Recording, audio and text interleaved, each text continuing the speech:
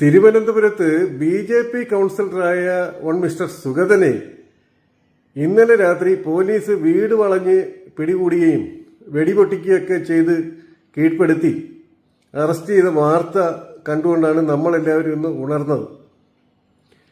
അപ്പോൾ ഒരു BJPയുടെ ഒരു കൗൺസിലറെ അറസ്റ്റ് ചെയ്തു, അല്ല BJPയുടെ എന്നല്ല, നമ്മൾ ഏതൊരു പാർട്ടിയുടെയും ഒരു കൗൺസിലറെ അറസ്റ്റ് ചെയ്തു എന്ന് കേട്ടാൽ ഒരു ജനപ്രതിനിധിയാണല്ലോ. അപ്പോൾ അയാൾ കാപ്പ കേസിൽ പ്രതിയാണെന്നും പറയുന്നുണ്ട്.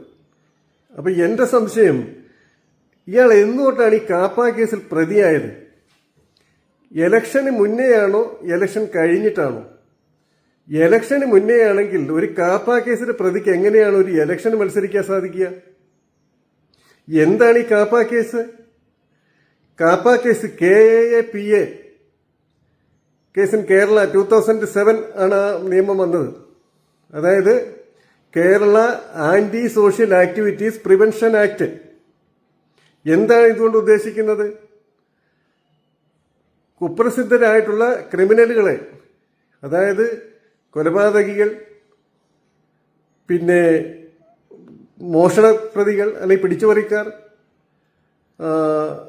ഹവാല കടത്തുകാർ, പിന്നെ മയക്കുമരുന്ന് കടത്തുകാർ തുടങ്ങി കുപ്രസിദ്ധരായിട്ടുള്ള ഗുണ്ടകളെ അമർച്ച ചെയ്യുന്നതിന് വേണ്ടിയിട്ട് രൂപീകരിച്ചിട്ടുള്ള ഒരു ആക്റ്റാണ് ഈ പറഞ്ഞ കാപ്പ. അപ്പം ഇതിന് ചില ക്രൈറ്റീരിയകളുണ്ട്. കഴിഞ്ഞ 7 വർഷത്തിനുള്ളിൽ ഒരു 3 തവണയെങ്കിലും യവൻ ഈ പറഞ്ഞ ക്രിമിനൽ കേസിൽ പ്രതിയായിരിക്കുകയോ ശിക്ഷിക്കപ്പെടുകയോ വേണം.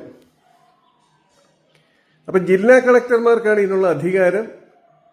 അവർക്ക് ഇവരെ പിന്നെ കസ്റ്റഡിയിലെടുത്ത് ജയിലിൽ പാർപ്പിക്കാനുള്ള അധികാരമുണ്ട്. വിത്തൗട്ട് ട്രയൽ, അതായത് കോടതി വ്യവഹാരങ്ങളില്ലാതെ ഒരു നിശ്ചിത കാലത്തേക്ക് ജയിലിൽ പാർപ്പിക്കാം, അല്ലെങ്കിൽ അവരെ നാട് കടത്താം. ഇങ്ങനെയൊക്കെയാണ് വകുപ്പ്.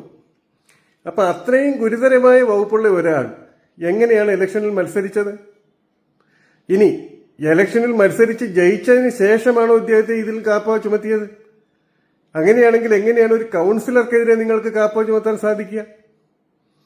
ഒരു ഗുണ്ട, കള്ളക്കടത്തുകാരൻ, കൊലപാതകി, പിടിച്ചുപറിക്കാരൻ, പിന്നെ മയക്കുമരുന്ന് നടത്തുകാരൻ, ഇങ്ങനെയുള്ള ഒരാൾക്ക് ജനങ്ങൾ ആരെങ്കിലും വോട്ട് ചെയ്യുമോ? അപ്പം ജനങ്ങളുടെ വോട്ട് വാങ്ങി വിജയിച്ച ഒരു മനുഷ്യൻ എങ്ങനെയാണ് കാപ്പ കേസിൽ പ്രതിയാവുക?